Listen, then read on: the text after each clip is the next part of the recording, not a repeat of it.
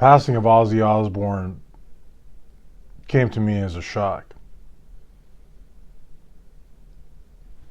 76 years of age. Barely 10 years into his Social Security eligibility.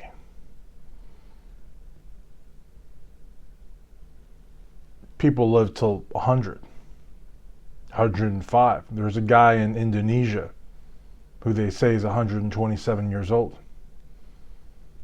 76 is nothing. But it makes you think we're not here forever.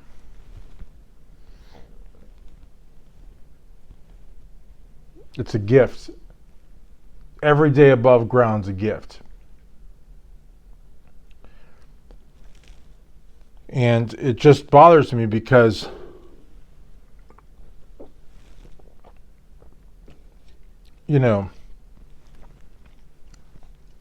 Ozzy got to see 3/5 of Guns N' Roses get back together. He got to see Metallica, sort of make peace with Megadeth, with Dave. But he didn't get to see Skid Row reunite, for example. He didn't get to see Mick Mars come back to Motley Crue, where he belongs. He didn't get to see a TUFF reunion with the original lineup, the classic lineup, C.V. Rochelle, George the Saint, Michael Lean, and Todd Chiasson, or just known as Todd Chase. He didn't get to see the Vinnie Vincent Invasion get back together. Bobby Rock,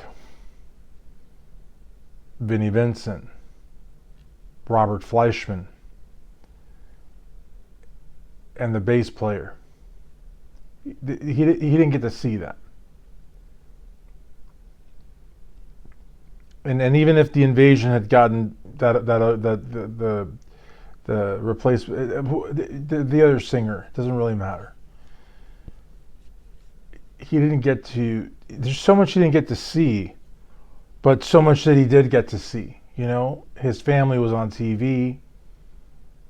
He was able to get back together with Black Sabbath. He was able to put together the Ozzfest. And I feel that he was able to really kind of even if you watch The Decline of Western Civilization, the metal years, you can see Ozzy. But at the same time, seeing him play that last concert on that chair and all those acts that were there, minus Motley Crue, because I don't know why Motley Crue wasn't there. They say it's because Vince was sick. I don't know. But he could have gotten his fat ass on the stage there. They could have done something, but VVI wasn't at the final concert either. But who knows if they can even get back together at this point, and who knows if they would have had enough seats there. I mean, we're talking about the Vinnie Vincent Invasion, the hottest band of 1986. If they would have been there, Skid Row would have brought some people from New Jersey.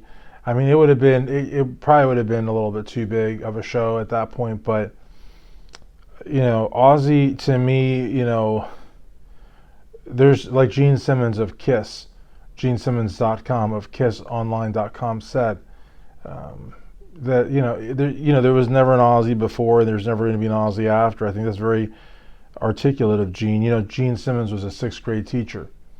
So, he's a very, very sophisticated man. He's been in movies, and he had I believe it was the 3rd most popular Kiss solo record in 1978. So that's a pretty big deal.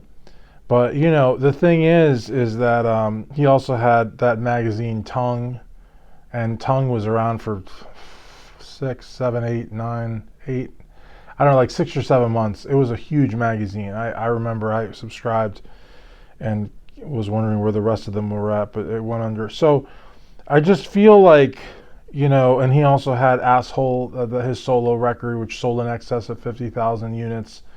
I mean, you're talking about a real rock and roller.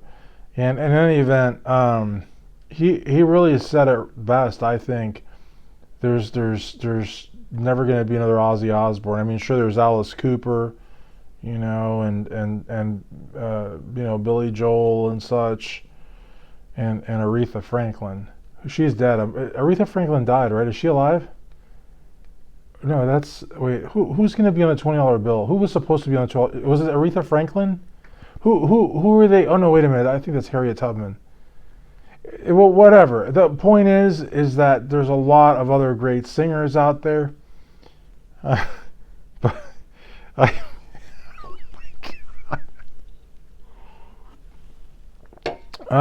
the point is that Ozzy was just in a class of his own, and there's a lot he didn't get to see, and a lot of people are gonna have to live with that. Rachel Bolan, legendary bass player, will have to live with the fact that because him and Scotty and Snake couldn't get along. I mean, Rob gets along with everybody. Legendary Skid Row drummer Rob Afuso. Yeah, he's maintained a friendship with Sebastian and the band for all the way back to '96. I mean, he's a real great guy. But Sebastian, Rachel, those guys, they cannot make a deal, and now they have to live with it. Ozzy didn't get to see Skid Row reunite. And I don't want to be rude to Stevie Rochelle, but I mean, I'm sure Ozzy would have loved to have seen "I Hate Kissing You Goodbye" performed by the classic lineup of TUFF. For all we know, Ozzy was watching MTV that week when they had a #3 video, and he might have wanted to see them get back together in their full regalia. And now it just couldn't happen because nobody knows where George the Saint is at. And then, and the same thing for VVI. I would have loved, while Ozzy was sitting there on that chair, right after he sang "Mama, I'm Coming Home," if when the lights went down, there was an explosion, a series of explosions, and as the smoke cleared, it was Vinnie Vincent, Robert Fleischman, Bobby Rock, and I think his name is Paul, the bass player, Paul Bum, I think is his name. And they were there in full regalia. Boys Are Gonna Rock, just totally trashing the stage and really giving Ozzy the kind of send-off that Ozzy deserved. There's no better send-off than the members of the Invasion trashing all their amps and drum sets. Dingo, I think his name was Dingo. Dino, the bass player, the guy that found Randy Rhoads for Ozzy, and there's another Ozzy connection there. There's another Ozzy connection there, but anyways, and Hulk Hogan is dead.